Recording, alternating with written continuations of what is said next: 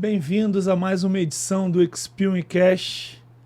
Hoje nós receberemos aqui uma amiga muito querida. Ela é médica,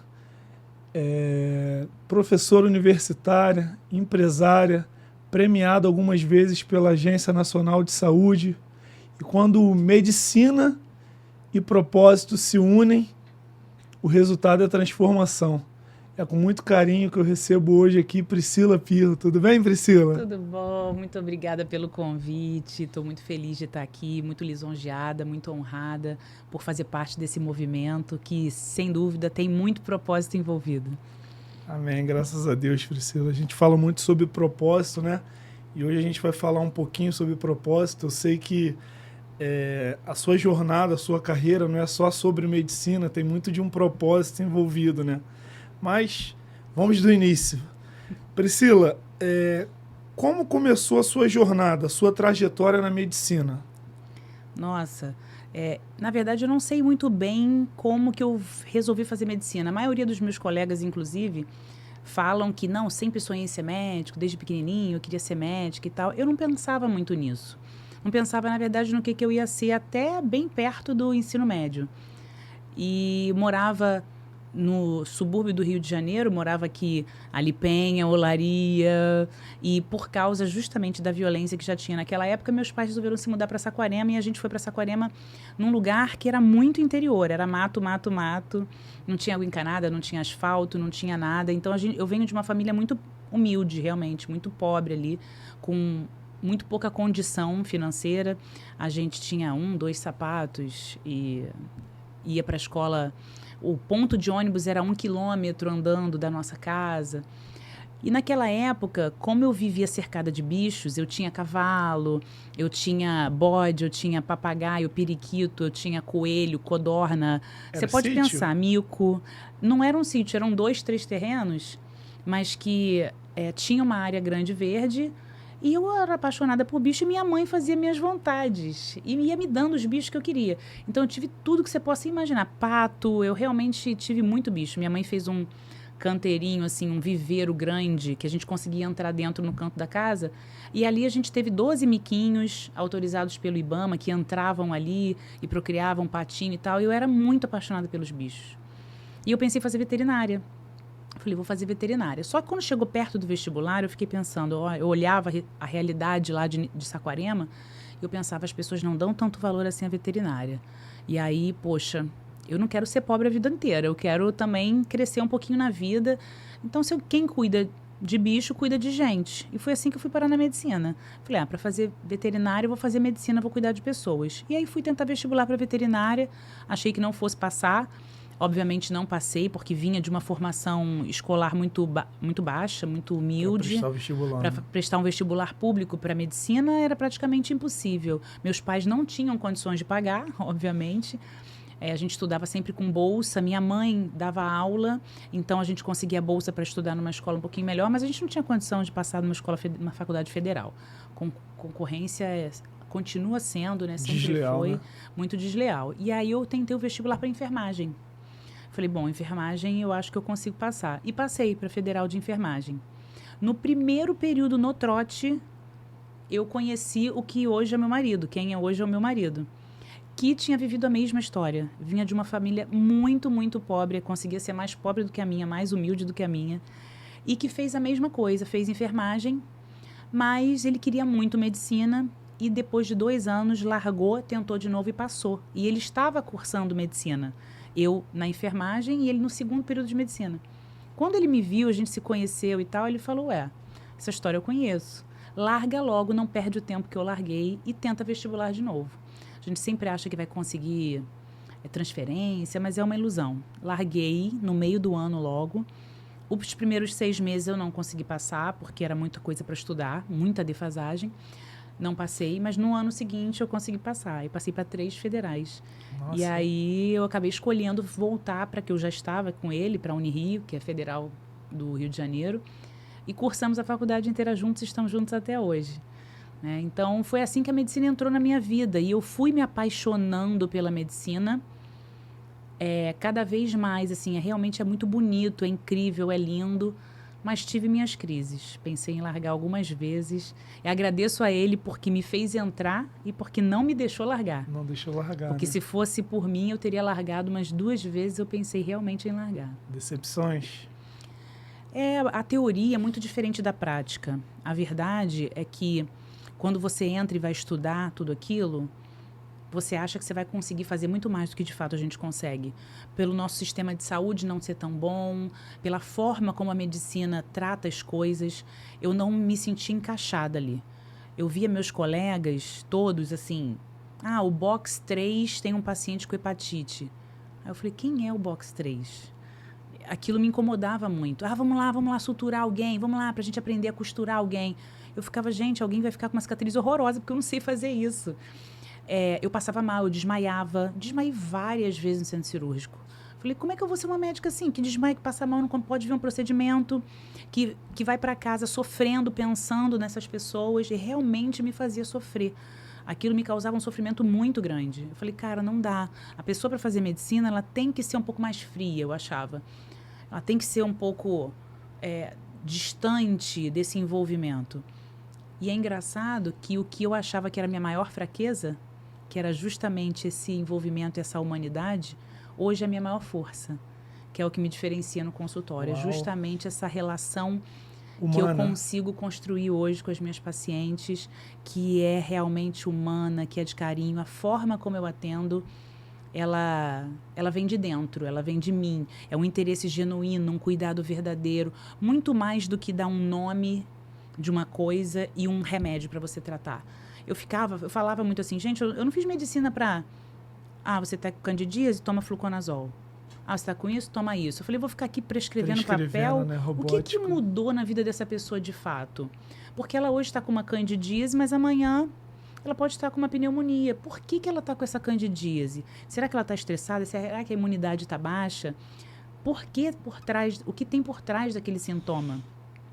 Então, nunca era só coisa para mim. Mas a nossa medicina que a gente aprende na faculdade é dar um grande nome, diagnóstico, candidíase, pneumonia, esclerose lateral amiotrófica, tratamento, X. Isso me incomodava, por isso eu pensei em largar também. Doença, tratamento. Um nome e um remédio. Um nome e um remédio. Um nome e um remédio. Isso aí, para mim, era uma coisa mecânica. Eu falei, eu não estou mudando, de fato, a vida de ninguém. Por que ele teve isso em primeiro lugar? Como eu mudo a vida dele daqui para frente, de verdade? Dessa pessoa que está ali na minha frente. Eu queria entender, mas como você chegou aqui? As minhas consultas sempre demoraram muito. Eu não consigo fazer uma consulta com menos de 1 hora, 1h30, 2 às vezes. Então é difícil, eu preciso entender, eu quero genuinamente saber o que está acontecendo para conseguir ajudar. Porque eu acho que tem coisas que estão muito além do que aparece. A doença, ela é a pontinha do iceberg. Mas tem tanta coisa por trás, se eu não olho tudo isso... As causas, né? Exatamente. E em que momento da tua jornada, Priscila, você percebeu que a medicina era muito mais do que a técnica? Então, desde o início. No início, a gente não percebe tanto que é muita teoria. Quando eu entrei no hospital, eu falei, gente, isso aqui não é só técnica. Isso aqui não é só decorar nome de coisa. Não é só você ser um bom macaco treinado de abre, opera, corte e costura. Algumas cirurgias eu falava, gente, isso aí é corte e costura. A pessoa não está raciocinando no que está fazendo mais. Virou um negócio automático. Mas a medicina é muito mais do que isso. É claro, isso a gente não pode generalizar, né? Existem profissionais realmente muito bons, envolvidos, engajados. Mas logo que eu comecei a entrar no hospital, que eu me deparei com essa parte mais humana do contato com os pacientes, eu percebi que não dava para ser só teoria e só técnica, né? Tem um ser humano ali por trás. Senão não faz sentido o que a gente está fazendo. Tem uma história, né? Ali tem uma família, existem dores, existem sonhos. É muito além do que uma doença e prescrever um remédio, né? Sem dúvida. Eu tinha um staff que ele falava, um professor que ele falava, não existe uma hepatite voando. A hepatite está em alguém. Ali tem um caso de hepatite. Não, essa hepatite está em quem? E a repercussão dessa hepatite, ela é diferente em mim, diferente nele, em você. Como você vai encarar essa mesma doença, como seu corpo vai encarar essa mesma doença não vai ser a mesma em mim, em você, no outro. Tanto na repercussão física, porque cada corpo é único, como na repercussão psicoemocional para aquela pessoa. O peso que as coisas têm, que cada um dá para as coisas. Então, nunca é só uma hepatite. É uma hepatite em quem? E isso muda tudo. Muda, né? Isso muda tudo, porque a doença não existe sozinha. Ela tem uma pessoa por trás. É legal. Hipócrates é que falava, né? Mais do que tratar a doença, é tratar a pessoa que tem a doença. A gente não trata doenças, a gente tem que tratar a pessoa que tem a doença. E, Priscila, como o autoconhecimento e o ambiente entram nesse processo de cura e equilíbrio do paciente? Nossa, isso aí é importantíssimo, para mim é fundamental. Não tem como a gente desassociar, e eu acho que por isso que minhas consultas demoram tanto, o ambiente que a pessoa está inserida do estado de saúde dela. E esse ambiente, ele influencia em absolutamente tudo. O que você come, o que você faz de atividade física, o que você lê, o que você ouve, o que você vê, como você pensa, o que você se comporta. Os hábitos são construídos e aprendidos num primeiro ambiente, que é o ambiente familiar. Eu costumo dizer que não existe pessoa saudável em ambiente doentio, né? Exatamente, seja mentalmente ou fisicamente. Não tem como. Se você cresce vendo os seus pais bebendo Coca-Cola, fumando, se alimentando mal, comendo açúcar, obesos, a chance de você ter uma doença metabólica, a chance de você ir para o mesmo caminho, também se alimentar mal, é muito grande. E a gente vê, né, entre as famílias, todos são obesos. A família de gordinho, né, a família de fumantes, a família de pessoas que bebem, por causa da convivência. O ambiente, ele literalmente é adoecedor ou é salutar. Maravilha. E teve algum grande acontecimento que te despertou para esse propósito, para te fazer entender que por trás de uma doença existe uma história, por trás de um diagnóstico existe uma pessoa, existe família, existe um sonho? Existiu algum grande acontecimento ou isso foi uma construção acontecendo aos poucos? Teve um grande acontecimento que foi comigo mesma, que foi o diagnóstico do câncer de mama que eu tive, aos 31 anos. Como eu falei, eu vim de uma família humilde, vim crescendo sozinha. Cheguei em Niterói, que eu moro em Niterói. Então, eu cheguei em Niterói, não conhecia ninguém, não fiz UF, que é a faculdade de Niterói, que todo mundo se conhece ali. Então, literalmente, eu brotei em Niterói. Niterói é uma cidade meio provinciana, meio protecionista. E quem é essa menina aqui que apareceu, que não é filha de ninguém, que não é da UF? De onde que essa menina apareceu aqui no hospital? E eu cheguei trabalhando muito, porque eu precisava encontrar o meu lugar. A única forma de eu conquistar o espaço, eu não tinha pai, mãe, médico, eu não tinha ajuda de ninguém, eu não tinha um professor para me ajudar, eu não tinha ninguém. Então, era eu e eu. Então, eu tinha que ser muito boa, eu tinha que trabalhar muito mais do que todo mundo. Eu sempre enxerguei isso. Se eu quero fazer além, eu tenho que dar além.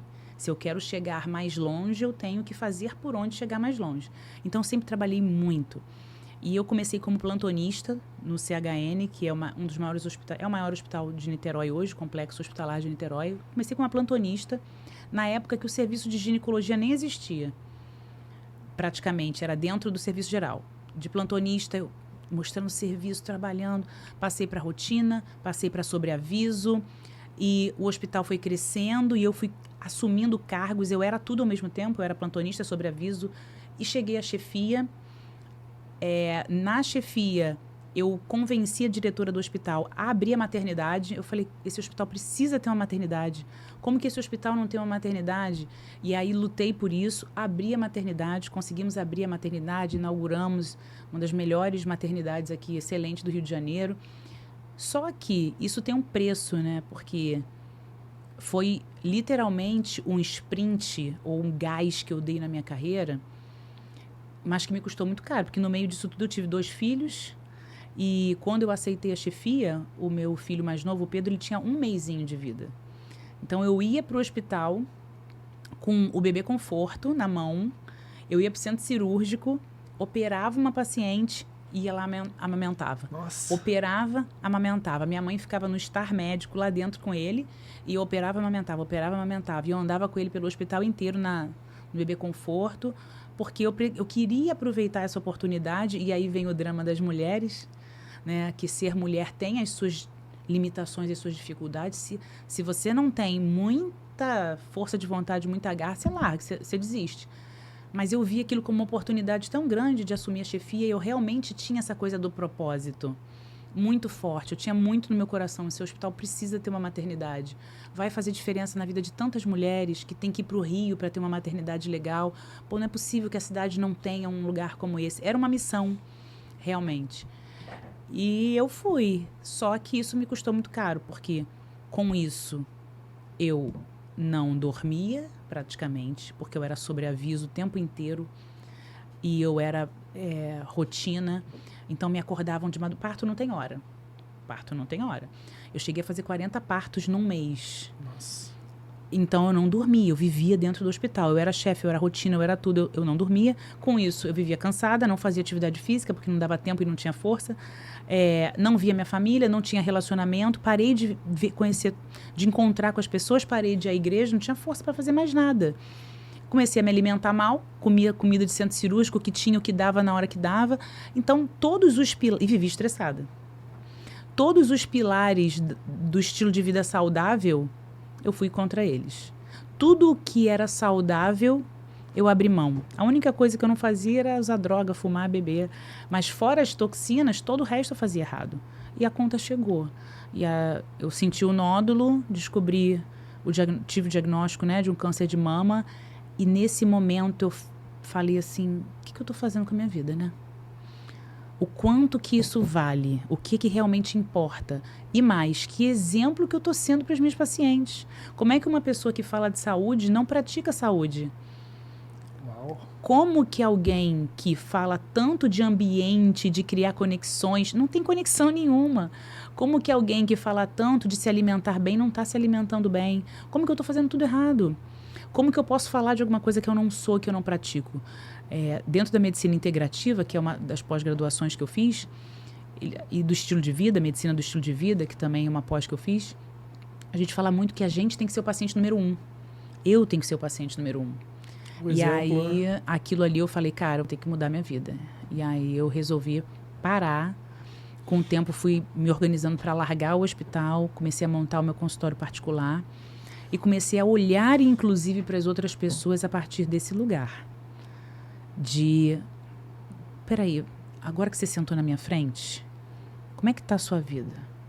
Porque tem muito mais coisa por trás. Quem é que está aí? Você está vivendo, está bebendo água? Você está encontrando com as pessoas que você ama? Você está dormindo? Como é que está o seu nível de estresse? Porque isso é o determinante entre ter saúde ou ter doença. Eu fiz o exame genético, eu não tenho gene para câncer de mama. Porque eu era muito nova, 31 anos, imaginavam que eu tinha algum gene. Mas eu não tenho. E eu não tenho dúvida que foi o que eu vivi. Um estresse altíssimo. Então, esse evento fez eu parar tudo. E eu falei, tá vendo? Eu já sabia disso antes, mas abri mão para mim mesma. Porque a gente quer conquistar, a gente quer crescer. Essa linha, ela é muito tênue. O limite até onde a gente vai e até onde a gente tem que abrir mão... Ela é uma linha que a gente tem que pedir muito a Deus sabedoria para a gente entender exatamente qual é o limite do adoecimento.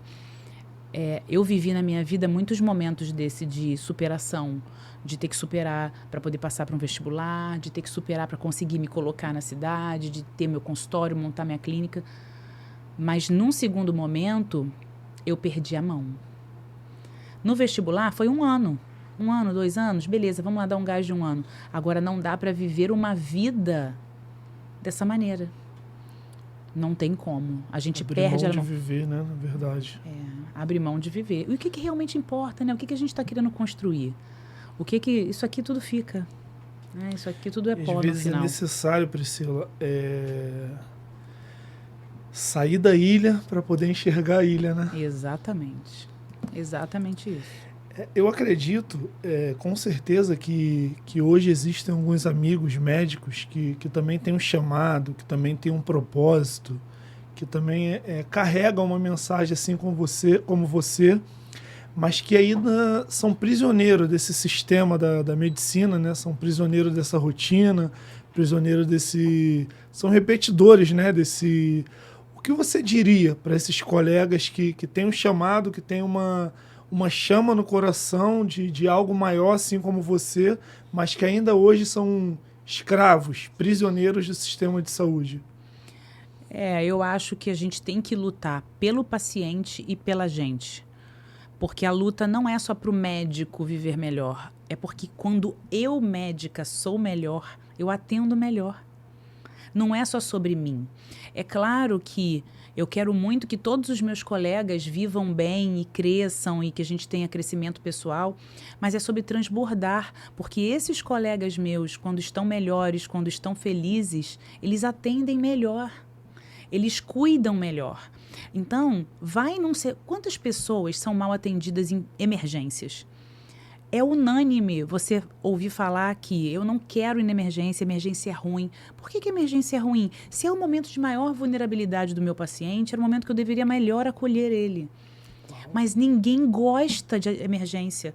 O paciente fala, ai, tá vendo, vou ser maltratado, vou ficar não sei quantas horas na fila e tal. Mas por que é assim? Porque o médico que está ali, ele tá trabalhando em condições que são desumanas para ele. Sem horário para respirar, atendendo milhares de pacientes, com os hospitais cobrando sim, porque tem a pulseirinha com tempo de atendimento. Então, eu sou obrigada a atender em 15 minutos. Em 15 minutos, às vezes, eu não consigo examinar adequadamente. Eu não consigo fazer um bom trabalho em 15 minutos. Então, é frustrante trabalhar assim. É frustrante. Então, buscar uma saída para o que a gente tem hoje não é só para o médico. É claro que é para o médico também. Porque a gente jurou lá, né, quando se forma, que a gente ia fazer o bem e que não ia fazer dano. Só que uma pessoa que virou 3 plantões, qual é a chance dela errar uma prescrição? Tem uma frase atrás de caminhão que fala assim, não dirija máquinas pesadas com sono. Nós somos uma máquina pesada e a gente está dirigindo uma máquina pesada com sono. A chance de você bater, de você errar, de fazer uma besteira é muito grande. Então, os médicos se submetem a dar 3, 4, 5, 10 plantões, atender 20, 50, 100 pacientes. Como que vai ter qualidade? Nem para ele e nem para o paciente. Está errado. O sistema inteiro está errado. Então, se ele acha... Porque tem muitos médicos que veem a medicina muito como um sacerdócio. E tem vergonha de cobrar, e tem... não, eu não vou cobrar caro, eu não vou fazer isso, eu não vou fazer aquilo. E não conseguem entender que o médico é, sim, um empreendedor. De que a medicina também é um tipo de negócio e está tudo bem com isso. Então, existe essa limitação. Só que não é só sobre isso. Não é só sobre ganhar bem. É sobre estar bem para poder fazer o bem de uma forma ainda muito melhor. Então, para o seu paciente... se você é médico e está ouvindo, ganhar melhor, estar melhor, viver melhor, significa obrigatoriamente você atender melhor. A gente só dá o que tem. Se eu tô só o pó, eu vou dar o pó. Se eu tô só o bagaço da laranja, eu vou dar o bagaço da laranja. E eu falo muito sobre isso, sabe? Quando a gente fala de empreendedorismo e tal, que a gente estava até conversando isso, né? Como que a gente separa o CPF do CNPJ? Se você tem um CPF doente, você vai adoecer o seu CNPJ, você vai adoecer a sua empresa. Você tem que estar bem. Então, o médico tem que estar bem, sim, ele tem que estar ganhando bem, ele tem que estar feliz no que ele está fazendo, ele tem que trabalhar com gosto, porque ele vai transbordar coisas boas. Então, não desistam, né? Eu falaria para os médicos, não desistam de mudar o sistema, de correr atrás de algo, não só por você, mas também pelos que você cuida. Acaba transbordando, né? Não é sobre a gente, né? Nós precisamos estar bem para poder fornecer esse bem a outras pessoas. Nunca né? é só sobre a gente, né? Nunca é só sobre a gente. Porque isso aqui, a gente não está isolado, a gente não é uma ilha. Então, nunca é só sobre a gente. Eu costumo dizer, Priscila, que eu nunca apertei a mão de um CNPJ. Você já conversou com um CNPJ? Pois é, jamais, né? Então, sempre existe um CPF por trás do CNPJ e, como a gente falou lá no início, existem sonhos, existe uma família, existe uma projeção, existem dores, né, sobretudo, e que precisam ser tratadas e precisa de um olhar com carinho, um olhar diferenciado, né? Conta um pouquinho pra gente como que foi essa história de superação da luta contra o câncer. Graças a Deus, felizmente, eu descobri muito inicialmente, descobri bem cedinho. Então, era um nódulo bem pequeno. Quando fizeram a biópsia, veio um adenocarcinoma papilífero, que é um tipo de câncer que não é comum na minha idade. Suspeitaram que talvez até nem fosse um câncer. No final das contas, ficou como uma célula muito indiferenciada, esquisita. Se não era, ia ser, tinha uma mutação ali. Não fechou exatamente que tipo de câncer era. Eu tenho uma história familiar muito pesada de câncer na família. Meu pai tinha tido um câncer de intestino. A minha tia, irmã dele, tinha falecido de câncer de mama aos 35. Então, a gente ficou com muito medo, ficou muito preocupado na época. Na época, não tinham tantos exames como a gente tem hoje. E eu optei por tirar as 2 mamas profilaticamente. Então, a gente esvaziou as 2 mamas, coloquei silicone. E foi uma cirurgia grande, foi uma cirurgia longa. Foram quase 9 horas de cirurgia. A recuperação foi lenta. Não adianta, a gente perde um pouco... Perde a sensibilidade, perde um pouco da feminilidade durante um tempo. A gente tem que se reconectar com a gente mesma enquanto mulher. Muita coisa muda. Mental, né? Tem toda uma parte mental, né? Pensar que talvez se eu quisesse ter outro filho, talvez eu nunca mais pudesse amamentar. E o medo que te assombra a partir daquele momento. Não tem jeito. Já, uma vez que apareceu uma bolinha esquisita, a gente sempre fica com medo de aparecer outras bolinhas. E que, naquele momento, você olha para seus 2 filhos, tinham 3 e 1 aninho. Você pensa, gente, será que eu vou ver meus filhos crescerem, né? O que eu estou fazendo? Eu quero ver meus filhos crescerem. Então, felizmente, foi uma retirada bem sucedida. Não precisei fazer quimio e rádio, porque foi muito inicial. E hoje já tem 13 anos, estou com 45, eu tinha 31, 14 anos já. 14 anos. Então, hoje, considerado critério de cura, estou bem, nunca mais tive nada, graças a Deus. E hoje eu mudei a minha vida para que isso não aconteça de novo. A gente fala muito aqui sobre propósito, né, Priscila? E eu também costumo dizer que o nosso propósito está muito ligado à nossa dor, né? Eu falo sempre que toda ferida fechada, né, é um propósito aberto, é uma história, um novo ministério, né, podemos dizer assim. Então, acredito que toda essa sensibilidade, todo esse carinho, todo esse cuidado que você tem com seus pacientes tem muito a ver com a sua história de vida, né? Ah, não, com certeza. Desde a humildade de onde eu vim, né, realmente, assim, eu sei o que é não ter. Eu sei o que é pegar um ônibus lotado, ter um sapato, eu sei o que é você sonhar com ter uma blusinha, o que é andar num chão de terra, não ter água encanada. Então, eu passei muita coisa ali. Meus pais me deram tudo que eles podiam, que era educação e muito amor, instrução. E essa história das doenças e do câncer são mais coisas que a gente vive e que não adianta, a gente olha para um outro ângulo. Nunca mais a sua vida muda. Quando você encara de frente a morte, a verdade é essa, a gente nunca encara de frente a morte. Tá todo mundo vivendo e não para pensar, não para olhar de frente à morte. Na hora que você tem um nome, recebe o nome câncer, seja lá de que for, você olha para a morte. Meu Deus, existe a morte aqui. E se eu não conseguir passar dessa? Então, você repensa tudo. Os valores mudam de cabeça para baixo. Nessa hora, os valores se invertem de uma maneira e de uma proporção.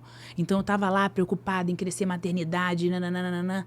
Então, você pensa, peraí, caramba, meus filhos, eu estou trazendo a criança para o hospital todo dia? Essa é a infância que meu filho vai ter? Lembrando de uma mãe com uma roupa azul e uma touca todos os dias, o que eu estou fazendo com a minha vida? Então, algumas coisas param a nossa vida para a gente repensar tudo. E essa reflexão não só para quem está passando por isso, o medo, a dor, a preocupação, mas também que vocês não precisam, que outras pessoas não precisem passar. Que a gente possa ser exemplo, que a gente possa servir de inspiração para as outras pessoas. Porque é muito bom quando a gente aprende vivendo, mas é melhor ainda quando a gente aprende com o outro. Se a gente puder ser mais esperto ainda e não precisar viver o que o outro viveu para aprender, melhor, né? Eu falo muito isso para os meus mentorados. A mentoria é nada mais, nada menos do que isso. Um caminho que eu já percorri, eu conheço os atalhos, eu sei um caminho que vai doer menos, né? Que um percurso melhor, né? Um trajeto melhor, e a gente dá a mão e, ó, por aqui você vai se machucar menos, por aqui você vai sofrer menos. E aí a gente acaba facilitando o percurso dele, né? De quem quer chegar onde a gente já chegou. Exatamente. Felizmente estão valorizando muito as mentorias hoje, que é algo que eu acho realmente sensacional. Priscila, vamos mudar agora um pouquinho a vertente. Você, além de médica, professora, você também é empresária, CEO de uma clínica, né? E como que aconteceu essa transição profissional? De repente sair do hospital e ter que, além de cuidar da parte de saúde, cuidar da parte estratégica, administrativa, lidar com pessoas de forma diferente, por outro ângulo, né? Como que foi essa transição? No hospital, como eu assumi a chefia e a coordenação, eu tinha coordenado uma equipe inteira de plantonistas e a gente tinha ganhado prêmios, né, da ANS, inscrevi em campanhas e eu fazia um movimento de liderança ali dentro. Já era empreendedora, né? Involuntariamente tinha algo que vinha do empreendedorismo, da liderança, da gestão. Eu sou uma pessoa muito criativa, adoro inventar coisas, adoro fazer coisas e estou sempre surgindo com ideias. Sou uma pessoa muito motivadora dos outros, né, que traz algo que busca agregar. Então, eu vivia muito isso dentro do hospital. Quando eu tive o câncer de mama, eu resolvi que eu não ia mais viver aquela vida, eu falei, bom, eu vou me dedicar ao meu consultório. E comecei com um consultório, eu sozinha num consultório. E fui estudando outras coisas, a medicina integrativa, esse outro olhar, a ortomolecular, metabolômica, saúde da mulher, fui me especializando em menopausa, mulher 40+, encontrei a oportunidade de expandir. E eu falei, poxa, eu acho que eu preciso de um lugar, de um espaço onde eu possa oferecer tudo isso num lugar só. Porque eu ficava no meu consultório e ficava indicando para um, indicando para outro, e todo mundo solto, todo mundo espalhado. Poxa, seria incrível se a gente conseguisse concentrar né? pessoas afins e serviços afins em um só lugar. E foi assim que surgiu a clínica, né, a Axen, desse desejo de trazer colegas e trazer serviços e outros profissionais. Eu acredito na multidisciplinaridade. Na verdade, eu acho que a medicina não está separada nem da arte, nem da física, nem da matemática. Eu acho que está tudo interligado. Quem dirá da nutrição, da fisioterapia, das outras áreas de saúde. Então, para mim, tinha que estar todo mundo ali dentro. E essa foi a mola mestra para criar a Axen. Trazer outros profissionais, não só médicos de outras especialidades, mas também com outros serviços para dentro da clínica. Então, eu criei um espaço que eu pudesse acolher esses profissionais para a gente trabalhar junto. Então, foi uma coisa meio que foi acontecendo. Poxa, quer ir lá trabalhar comigo? Fui conhecendo, convidando pessoas legais para estarem junto comigo nesse projeto. Só que a gente acha que é só isso, né? Convida o pessoal para trabalhar lá com você. E você sabe muito bem disso, empreender no Brasil não é fácil. Desafio. É um desafio. Só particular, não tem plano de saúde, então é um outro desafio no nosso país. Então, ter um serviço à altura da expectativa do cliente. Aí vem toda essa coisa que eu tive que aprender, que eu não aprendia tanto no hospital, mas tive que aprender na clínica, sobre experiência do cliente, gestão, empreendedorismo, marketing. Mas que eu gosto bastante, eu me divirto, eu acho muito legal aprender coisas diferentes. E qual é o maior desafio de empreender na área da saúde? Eu acho que o maior desafio são as seguradoras de saúde e o sistema de saúde como ele funciona hoje. Porque o custo para a gente manter operacional uma clínica funcionando, ele é muito alto. É um custo muito alto. Então, o paciente vê uma consulta, vou dar um exemplo redondo, né? Só para facilitar. O paciente vê uma consulta de R$1.000, o médico fica daquilo ali talvez 200, 300, dependendo do custo operacional, é muito alto. O imposto dentro das clínicas de saúde, ele é alto, ele é mais alto do que os outros negócios. E aí tem material e tem o risco do procedimento em si, do cuidado em si. Então, é um custo muito alto. A gente vende a nossa hora e aí vem uma outra questão. Então, hoje, se eu tenho a minha agenda cheia, eu não tenho para onde crescer, você concorda? Eu não tenho para onde crescer, eu estou vendendo a minha hora. E aí eu aumento a consulta. Eu aumento a consulta. Então, se eu atendo, minha consulta leva 2 horas. Quantos pacientes eu consigo atender no dia? 4? Se você pensar em uma carga horária de 8 horas, 2, 4, 6, 8. Eu atendo 4 pacientes no dia. Não é muita gente. Então, você tem um teto do que você consegue faturar. É muito difícil para fazer a conta fechar, mesmo com um ticket alto de consulta. Porque os custos são bem altos, né? E essa coisa, você como empreendedor, já que você está vendendo a sua hora, se você parar, vou tirar férias. Não entra R$1. Não entra R$1. Então, existe esse desafio de programação, de planejamento antecipado. Né? Tem que pensar no que mais a gente pode agregar em termos de serviço para aumentar esse ticket, fazer um procedimento, fazer uma cirurgia. Então, além do consultório, o que mais eu posso oferecer para essa minha paciente? Um plano de acompanhamento.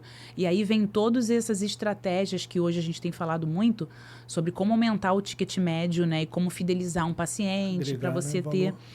para você ter uma previsibilidade. Então, esse mês eu tenho 10 pacientes, mês que vem eu não tenho ninguém. Como que eu faço para ter uma previsibilidade? Então, fazer um plano de acompanhamento, dependendo da especialidade. Então, tem várias estratégias que a gente teve que desenvolver. Então, é bem desafiador em termos de custo. A realidade do nosso país é muito imposto. E hoje, assim, não tem como você dizer que a gente cobra pouco imposto, né? Então, tudo é taxado em cima de taxa, em cima de taxa. Eu acho que o maior desafio é esse. Agora, uma dúvida pessoal, Priscila.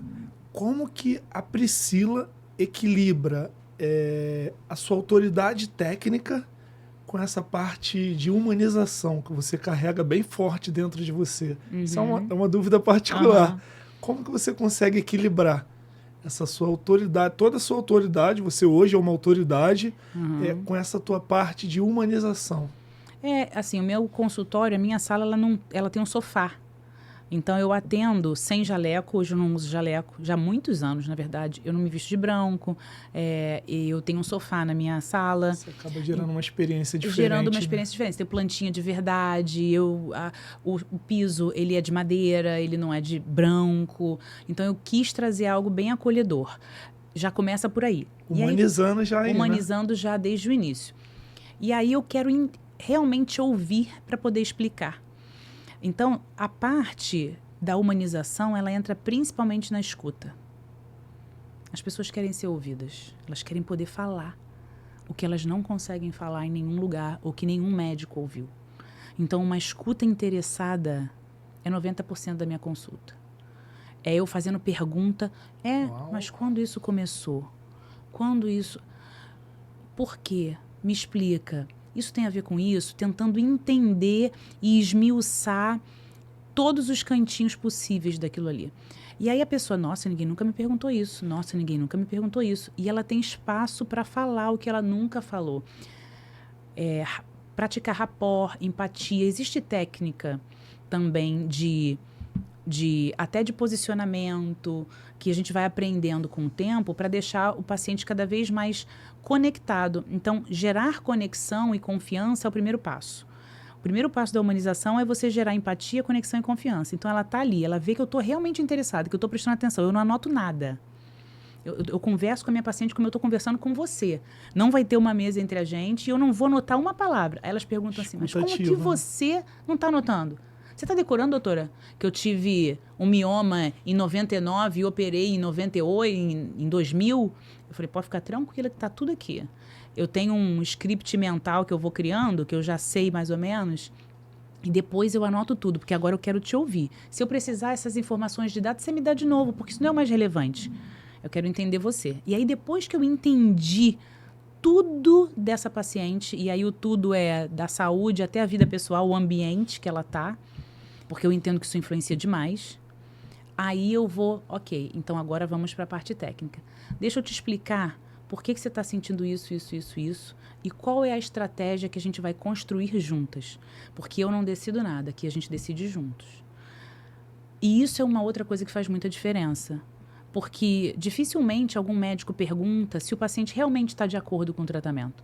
Seu tratamento é esse, Mas e se aquela paciente tem medo daquela medicação, não entendeu para que aquilo serve, se ela não conseguiu alcançar a explicação, se ela ficou cheia de dúvida, como é que ela vai seguir aquela prescrição? Se ela não concorda, se tem muita coisa para ela tomar. Então, eu pergunto sempre, você consegue engolir comprimido? Parece uma coisa boba, mas tem pacientes que não conseguem engolir comprimido. E o médico está nem aí. Ele passou o remédio e você que engula. E às vezes o paciente tem que ficar lá macerando o negócio, né? Fazendo farinha daquilo ali. Então, a gente pode fazer na versão em pó ou em líquido. Faz sentido para você a gente começar por aqui, depois ir para cá, depois ir para cá? Ah, faz sentido. Você acha melhor a gente começar por um outro lugar? Ai, doutor, eu acho. Vamos tratar primeiro a insônia, que a insônia está me incomodando mais. Então, até as etapas do processo é discutida. O médico sai desse lugar de detentor do saber e ele se coloca como especialista em medicina, enquanto você é especialista em você. Uau! Você é especialista em você. Você vai saber me dizer o que funciona para você. E eu tenho que ter a humildade de ouvir. Porque se você me fala assim, Pri, esse remédio não vai funcionar comigo, eu já usei, já tentei, o que eu vou ficar insistindo? Ah, não, esse efeito colateral é coisa da sua cabeça. Não é, você é especialista em você. Então, o que funciona para você? Você acha que isso funciona? Você acha que dessa maneira vai ser legal? E eu tenho os meus slidezinhos que, quando precisa, eu vou dar informação de qualidade. Hoje, 70% das prescrições médicas são abandonadas. Ou seja, 70% dos médicos estão riscando papel que nunca serão executados. Só 30%. Eu pensava nisso, eu falei, gente, 70% do meu trabalho indo para o ralo. Por quê? A culpa é do paciente ou a culpa é minha? Fui eu que não soube explicar. Fui eu que não soube conectar, fui eu que não soube fazer sentido para ele. Porque ele não cumpriu aquilo ali, porque aquilo não fez o menor sentido, porque ele não achou que eu levei a menor fé nele, porque ele não entendeu nada do que estava escrito, porque não conectei, porque ele não confiou. Então, eu tenho que aumentar essa minha taxa.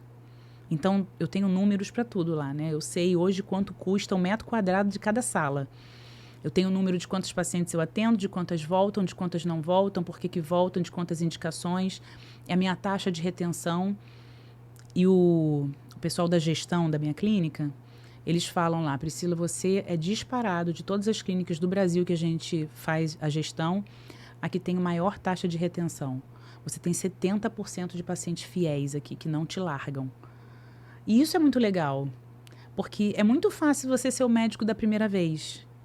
O médico que é famosinho na internet foi lá e depois nunca ninguém volta. Que está sempre cheio, mas sempre cheio da primeira vez.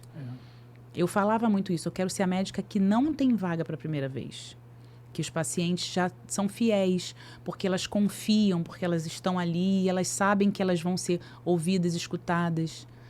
Então, acho que a forma de conciliar a humanização com a ciência é, primeiro, gerando essa conexão, empatia, interesse genuíno, uma escuta verdadeira.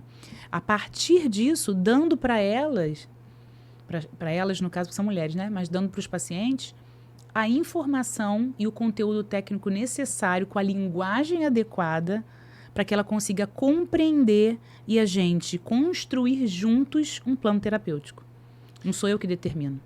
Acaba não existindo comunicação, né, doutora? Se você fala, você passa a mensagem, se o receptor ele não está entendendo o que você está falando, né? Exatamente. Nós falamos muito sobre ambiente, né? Inclusive, a doutora é uma das nossas palestrantes no nosso evento, no Experience, né? Eu tenho certeza que vai ser uma palestra incrível, um conteúdo absurdo, muito conhecimento, vocês estão vendo aqui, dividindo com a gente. E nós falamos muito sobre ambiente, doutora. Você até citou algumas vezes sobre ambiente. Eu queria algo mais profundo. O que é para Priscila? Qual é para Priscila a importância do ambiente? Existe na medicina uma expressão chamada de exposoma. Exposoma é o somatório de todas as exposições que nós tivemos ao longo da nossa vida, começando intraútero. E eu, como obstetra, eu achava muito incrível os estudos que mostravam como a gestação influencia na forma como nós vamos ver e se comportar no mundo aqui fora, que a gente chama de fenótipo. Então, se um bebê ele é submetido a estresse, ouvindo sempre um mesmo som, um exemplo, uma família que tem muita briga, e sempre que está brigando, tem grito, o que acontece? Essa mulher ela vai liberar adrenalina. Você concorda? Na hora que a mulher está estressada, o bebê sente junto com ela, porque ela vai liberar adrenalina e isso vai cair na corrente sanguínea. O que ela faz? Ela associa aquela voz, o bebê está lá dentro. Ele está ouvindo. Ele vai associar aquela voz à adrenalina. Ele começa a enxergar o mundo a partir dessa adrenalina que ela está liberando. Ou, sempre que eu ouço uma tal música, eu fico calmo. A mãe libera dopamina, serotonina, hormônio do bem-estar. O bebê vai fazendo, desde intraútero, pequenas associações. A mulher grávida é o ambiente do bebê, aonde ela está apresentando o mundo aqui fora para esse bebê. Então, ele vai conhecendo as experiências do mundo através das experiências da mãe. Olha a importância do ambiente materno. Nossa, o ambiente é muito já mais começa importante. Muito mais do que você do que imagina. eu Você imagino. imagina, para pensar. Quando a gente pega mãe e bebê, a gente entende como o ambiente é importante. Pega uma mãe que fuma, pega uma mãe que bebe. Isso tudo passa pela placenta. Isso aí é meio óbvio. O cigarro, o álcool. Mas as emoções da mãe são compartilhadas com o feto pela descarga hormonal que ela libera. E ela vai apresentando o mundo. Então, tem bebês que, por exemplo, passaram por muita restrição alimentar, mulheres que não tiveram comida, que passaram muita fome. Esse bebê nasce com o que a gente chama de fenótipo poupador. Ou seja, ele acha que vai sempre faltar comida, ele tem que poupar, ele tem que poupar, ele tem que poupar. Porque lá dentro não tinha comida. Então ele nasce tendo que poupar. O ambiente moldou ele a acreditar que o mundo é escasso. Nossa. Esse é o ambiente intrauterino. Ou seja, o expossoma começa dentro do útero e te acompanha ao longo da sua vida inteira. Então, essas exposições que começaram intraútero pelas experiências maternas, quando o neném nasce é a mesma coisa, e quando a gente tem a nossa família é a mesma coisa, e isso vai moldando uma série de hábitos, decisões, escolhas, formas de ver o mundo, inclusive, que começa a ser moldada dentro do útero. Então, o expossoma é um somatório de todas essas exposições. O meu expossoma é muito diferente do seu. Mesmo em duas crianças gêmeas, esse expossoma ele é diferente, porque a gente vai se expondo, um caiu, outro não caiu. Pequenas exposições. Então, o ambiente ao nosso redor, ele molda muito mais do que o que a gente imagina. Nossa, Muito mais. É surpresa. muito mais poderoso do que a gente imagina. Olha que eu tenho estudado ambiente há algum tempo, falo muito sobre ambiente, mas... Nunca tinha pensado no ambiente materno, na barriguinha. Nunca imaginei no ambiente materno, ou seja, o ambiente ele é muito mais importante do que eu pudesse Agora imaginar. você pode começar a falar isso, que começa no ambiente intrauterino. E tem muitos estudos que falam estresse materno, que relacionam estresse materno com demência, esquizofrenia, Alzheimer, depressão, ansiedade, TDAH. Então, a violência materna, um susto, um trauma, associação direta com esse bebê tendo transtornos na vida adulta. Então, a importância do ambiente já dentro do útero. Uau, incrível. E as pessoas que irão ao Experience, né? Nossos convidados, as pessoas que irão participar conosco daquele ambiente maravilhoso, o que eles podem esperar da Priscila lá no dia 6, a nível de mensagem? Qual expectativa eles podem gerar? Eles podem esperar que eu vou trazer um somatório um pouquinho do que a gente está conversando aqui, para que eles consigam ter uma visão de como o ambiente influencia na saúde e como a saúde influencia no ambiente de volta. Porque, na verdade, é uma via de mão única, de mão dupla, né? Desculpa. A saúde influencia no ambiente, o ambiente influencia na saúde. Aonde a gente tem problema, um vai prejudicar o outro. Então, que a gente consiga olhar para a saúde como uma parte desse ambiente transformador. É o nosso ambiente interno. A gente está falando tanto de ambiente e a gente, às vezes, fala só de ambiente externo. Mas e o seu ambiente interno? Ele tem recursos? Você tem nutrição adequada? Sono? Você faz o que você precisa? Você dá condições ao seu corpo para fazer o extraordinário? E aí tem gente querendo performar, estar em alta performance, fazer o extraordinário, mas dando para o próprio corpo muito mal o ordinário. Então, existem recursos, existem estratégias, existe metodologia de mudança de comportamento, para que a gente consiga moldar os nossos hábitos e aí sim construir um ambiente interno em congruência com o ambiente externo. E esse ambiente externo somando para o ambiente interno. Porque se você está cercado de boas pessoas, você vai cuidar da sua saúde. E vice-versa. Incrível, tenho certeza que vai ser incrível. Então, você que ainda não adquiriu o seu ingresso, estamos na reta final do primeiro lote. Corra, adquira o seu ingresso. estamos preparando, criando, né, um ambiente incrível, um ambiente seguro, um ambiente saudável, um ambiente de informação, um ambiente de conexão, um ambiente de muito aprendizado, sobretudo um ambiente transformador. Aqui é só um spoilerzinho, né, Sim. do que teremos no Experience, né, doutora? É porque ao vivo, presencial, o ambiente físico faz diferença, a gente sabe disso, então é uma oportunidade muito legal. Estar com as pessoas, se nutrir. Eu falo muito isso, tudo é alimento. Do que a gente se alimenta? Então as pessoas vão estar tendo uma oportunidade de se alimentar de algo bom, né? Alimentar a alma. Então eu não perderia. Tá certo. Doutora, estamos infelizmente caminhando para o final. Eu gostaria de saber o que a doutora Priscila de hoje falaria, qual conselho, qual mensagem ela daria para a doutora Priscila lá atrás, iniciando, cheio de sonhos, cheio de planos, iniciando, né, uma jornada, uma carreira, aquele período onde você comentou no início que ainda existia muita escassez, período de muita luta, né, muito desafio. O que a doutora Priscila de hoje falaria para essa menina Priscila? Eu falaria que ela não sabe de nada do que vai acontecer na vida dela ainda, para ela estar preparada, mas para ela confiar no coração dela, de que ela vai ter algumas decepções ao longo do caminho, mas que até essas dores e decepções vão ser responsáveis por moldar essa pessoa que ela vai se tornar e que um dia ela vai ter bastante orgulho disso. Mas para ela seguir confiando no coração e se cercar das boas pessoas que aparecem na vida. Eu acredito que dentro de cada um de nós existem muitas habilidades, mais do que a gente imagina. E a gente às vezes só precisa de oportunidade para desenvolver isso.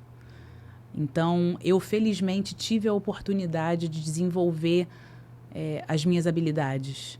Então, eu falaria para essa Priscila, acredita nas suas habilidades. Assim como eu falaria para qualquer jovem, acredita nas suas habilidades. Não enterre seus talentos. A gente tem muitos talentos para a gente enterrar. Eu gostaria de finalizar com uma última pergunta, né? Eu queria muito que você falasse para a câmera, para o público, né? Ao invés de me responder, responder para a audiência. Claro. Eu queria que você falasse para aquela pessoa que sente no coração que tem uma missão, assim como você tem, que tem um chamado, que algo arde no coração, mas que por conta de desafios, por conta de falta de recurso, por conta de uma série de coisas que acabam tapando a nossa visão, né? Nós não nos lançamos nessa missão, nesse propósito. E eu queria que você fechasse esse nosso bate-papo, essa nossa conversa, de forma direcionada à audiência. O que você diria para essa pessoa que carrega essa chama, essa missão, esse propósito, mas que talvez esteja perdida, por algum motivo não tem forças para cumprir, para seguir essa missão, esse propósito? Bom, eu acredito que se você tem, de fato, uma chama interna e algo que você sente que é o seu lugar, que é o seu propósito, que é o que te move, você não precisa e não deve deixar isso morrer, porque eu sei que às vezes a gente olha para as pessoas que estão lá em cima e que estão muito distante da gente e acha que vai ser quase que impossível chegar lá. Mas eu, particularmente, nunca pensei no final da linha. Eu só pensava no próximo passo, no próximo degrau. Eu falo muito isso. Você não precisa pensar ou não precisa ver o final, porque a vida não é sobre o fim, a vida é sobre o caminho. A vida é sobre cada degrau que a gente vai subindo. Então não pensa muito lá na frente, não. Só pensa no próximo passo. Você está aqui hoje. O que te moveria hoje para um próximo degrau, uma coisa pequena? Eu vou fazer um encontro com 5 pessoas. Depois eu faço com 6, com 7. Eu vou convidar uma pessoa para frequentar a minha casa. Eu vou tentar me inscrever em uma disciplina a mais ou em uma matéria. Qual é o pequenininho que você pode fazer hoje? Qual é o tijolinho que você pode colocar para subir um degrauzinho? Porque existe um superpoder absurdo no fazer pouquinho todos os dias. Você não precisa olhar lá na frente. Isso fica muito longe, fica difícil. Às vezes os pacientes querem emagrecer e pensam, eu tenho que emagrecer 30, 40 quilos e fica tão difícil. Não, vamos pensar em um. Se a gente se mantiver pensando em 1 quilo por mês, Em 12 meses a gente tem 12 quilos. Então pensa no pouquinho, pensa no processo e curte o processo. Isso é fundamental, porque se o processo está sendo doloroso, ele não é para você.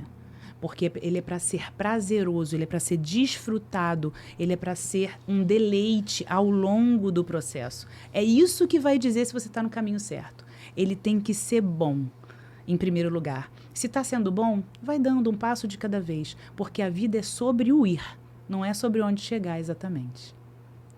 Nossa, maravilha, Priscila. Doutor, infelizmente chegamos ao fim. Papo maravilhoso, a gente não vê a hora passar, né? Foi muito bom tê-lo aqui.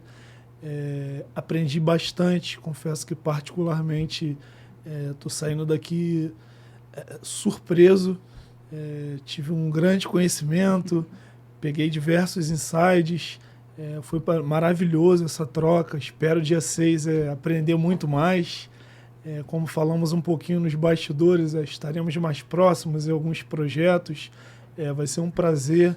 Obrigado. Eu desejo que o Papai do Céu continue te abençoando, que o Papai do Céu derrame copiosas bênçãos sobre sua vida, sobre a vida da sua família. Eu tenho uma frase que eu uso muito, que toda vez que nós demos o nosso melhor para o mundo, o melhor do mundo vem até a gente. Eu tenho certeza que, assim como você é uma bênção na vida de quem te cerca, de quem convive com você, tanto seus pacientes como seus amigos pessoais, eu acredito que você vai receber tudo de volta de Papai do Céu. Que Deus te abençoe, abençoe tua família. Muito obrigado por aceitar o convite, né? A gente sabe a rotina do médico não é fácil, ainda mais um médico / professora / empresária / palestrante. Então, assim, se deslocar de bem longe, disponibilizar teu tempo aqui pra gente, fico com o coração cheio de gratidão e alegria. Obrigado por acrescentar. Deus abençoe. Eu é que agradeço a oportunidade. Estou muito feliz de estar participando. Espero poder transbordar como todos nós devemos transbordar. E quero te ouvir mais também. Agora a gente tem que fazer o inverso. Você tem que ir lá no meu podcast para você poder ter a voz. E eu quero aprender com você também. Com certeza, vai ser um prazer. Essa foi mais uma edição do Experience Cast. Se inscrevam no canal, comentem, curtem, enviem para os seus amigos e faça com que o YouTube entenda que aqui existe um conteúdo de valor, de muito valor. Deus abençoe e até a próxima.